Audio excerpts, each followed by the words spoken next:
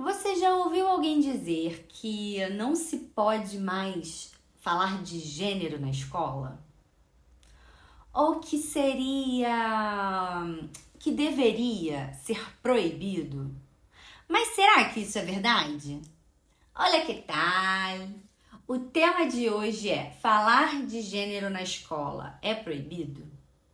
Eu sou Ana Clara, professora e pesquisadora, e essa é uma dúvida que aparece muito, principalmente em momentos em que a educação, a política e os direitos estão cada vez mais conectados. E entender isso muda completamente a forma como a gente olha para a escola. Mas afinal, falar de gênero na escola é proibido ou não? A resposta simples e curta é que não. Mas o que seria gênero? Quando abordar essa temática? Como? Onde? Mas antes de tudo, eu preciso explicar uma coisa. Quando a gente fala de gênero, não estamos falando de uma opinião, nem de algo que surgiu agora. Estamos falando de uma forma de compreender como a sociedade organiza a vida das pessoas.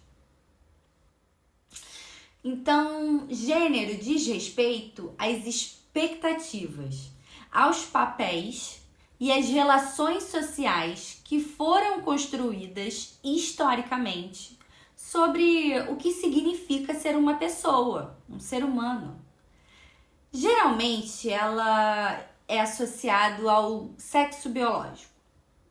Ou seja, não é algo que nasce dentro da escola, mas é algo que já está presente na sociedade e como ela funciona. Além do mais, temos aqui um outro ponto muito importante. Quando a gente fala de gênero, a gente também está falando de um campo de estudos. Ou melhor, de vários campos de estudos. Existem diferentes formas de estudar gênero. Há estudos que se dedicam a pensar gênero e sexualidades, discutindo identidades, relações, experiências. Há estudos que analisam gênero nas relações sociais, nas desigualdades, nas formas de poder.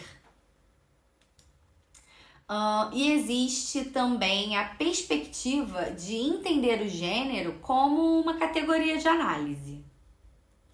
E é esse tipo, por exemplo, que é o meu campo de estudo, que é o campo de estudos que eu trabalho, que é pensar o gênero como uma categoria de análise, que significa usar o gênero como uma ferramenta para compreender a sociedade. Ou seja, não é apenas estudar sobre mulheres ou sobre os feminismos, tá? Mas é sobre como analisar e o que analisar. É também, de certo modo, considerar como as diferenças entre homens e mulheres foram construídas historicamente e como essas diferenças se organizam nas relações sociais, no acesso aos direitos, às desigualdades, às formas de poder. Então, quando a gente fala de gênero, a gente não está falando de uma coisa só, mas de um campo bastante amplo e heterogêneo, com diferentes abordagens, diferentes perguntas e diferentes formas de análise. Então, beleza. Até aqui a gente respondeu uma parte desse contexto, que é o que é gênero. Mas agora vão surgir outras perguntas. Quando abordar essa temática? Como e onde isso aparece? Certo? Então, e essas perguntas, elas também precisam ser problematizadas. Não dá pra gente falar só por falar. Então, quando a gente deve falar de gênero? A resposta é que não existe um único momento específico para tratar sobre esse assunto. Porque essa temática já está presente no nosso cotidiano, desde antes mesmo da gente nascer. Quando a família organiza, por exemplo, o famoso chá revelação. Quem nunca? Então ali já existe uma série de expectativas sobre cores, comportamentos, sobre o que se espera daquela criança. E isso vai continuando, isso continua depois. Eu mesma tenho uma lembrança muito marcante da minha infância que remete a isso. Então, quando eu era criança, todo domingo eu assistia a Fórmula 1 com meu pai. Eu gostava, amava, acompanhava, era algo nosso, meu e do meu pai. Em um determinado momento, ele conseguiu uns ingressos para assistir uma corrida no autódromo de Jacarepaguá. Olha quanto tempo faz isso, hein? Muitos anos. Mas eu queria muito ir com ele. Eu insisti, pedi, fiquei animada. Mas quem foi? Foi o meu irmão, que nem se interessava por carro e muito menos sobre corridas. Ele nunca assistia. E eu fiquei em casa, só por ser menina. E isso, na época, foi muito marcante para mim. E esse é o tipo de situação que não é um caso isolado. Essa situação mostra como desde cedo existem expectativas diferentes sobre meninos e meninas. E isso continua nas formas como meninos e meninas são tratados, nas expectativas que se criam, nas oportunidades que são dadas ou até mesmo negadas. Quando se espera que meninas sejam mais cuidadosas, delicadas e zelosas, porque elas amadurecem mais cedo, e que meninos sejam mais fortes, mais racionais, porque meninos não devem chorar, não é mesmo? Ou seja, quando determinadas profissões também são vistas como mais femininas ou mais masculinas, são situações que geram isso. Então, quando a gente observa também quem ocupa determinados espaços de poder sempre e quem não ocupa. Isso são formas de organização de gênero. Ou seja, não é um tema que aparece só quando alguém decide falar sobre ele. Ele já está presente na forma como a sociedade é vista, como que essa sociedade funciona. E é justamente por isso que não faz o menor sentido pensar quando começar a falar sobre isso. Porque, de certa forma, isso já está sendo vivido o tempo todo.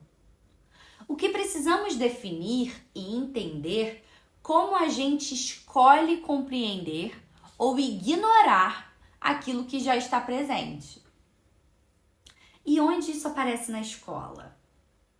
Aparece o tempo todo. Quando a gente estuda história e percebe que as mulheres foram apagadas de muitos processos. Quando a gente lê os textos literários e analisa como os personagens são construídos. Quando a gente discute atualidades e fala sobre violência, desigualdade, direitos. Então não é um conteúdo isolado, é uma perspectiva que atravessa diferentes áreas de conhecimento. Mas como abordar esse tema? Simples. não é impondo uma ideia, não é dizendo que alguém deve pensar, é analisando a nossa realidade, é criando espaços para reflexão, para questionamentos, para compreensão do mundo. Porque, gente, vamos lá, ignorar esse tema não faz com que ele simplesmente desapareça, não é mesmo? E só faz com que ele deixe de ser compreendido.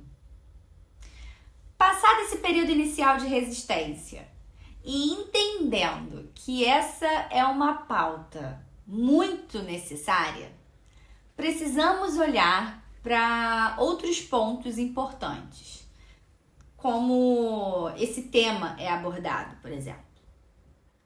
Porque a forma de trabalhar essas questões também depende de alguns fatores, como por exemplo, a faixa etária, o conteúdo e o público com o qual se está trabalhando. Então, na educação infantil e nos anos iniciais do ensino fundamental, por exemplo, não vai ser possível discutir conceitos muito abstratos, óbvio. Mas a gente pode trabalhar questões fundamentais, como cuidado com o corpo, higiene, respeito ao outro, convivência, reconhecimento das diferenças. Então é nesse momento que as crianças começam a entender os limites, as relações, as formas de interação, o que pode e o que não pode ser feito. E tudo isso também envolve questões de gênero. Agora, já nos anos finais do ensino fundamental, essas discussões podem começar a ganhar mais profundidade. É possível trabalhar temas como desigualdade entre homens e mulheres, construção de papéis sociais, representações da mídia, relações de poder. E lá para o ensino médio, a gente já pode abordar questões ainda mais críticas. Então, a gente pode relacionar tudo isso com a história, com a política, com direitos, com a sociedade. Ou seja, não existe uma única forma, nem um único momento certo, nenhum contexto fixo e rígido. Existe, sobretudo, adequação. Falar de gênero na escola não é antecipar debates. É acompanhar processos que já existem, que já estão acontecendo na vida desses estudantes.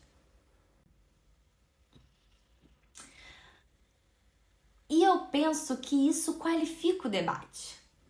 Contribui para a formação de estudantes cada vez mais críticos, mais atentos às suas realidades, mais empáticos, mais respeitosos com o outro e, sobretudo, mais responsáveis nas suas relações. Falar de gênero na escola não é sobre impor ideias, é sobre ampliar o entendimento sobre a sociedade. E quando isso não acontece, não é só o debate que desaparece.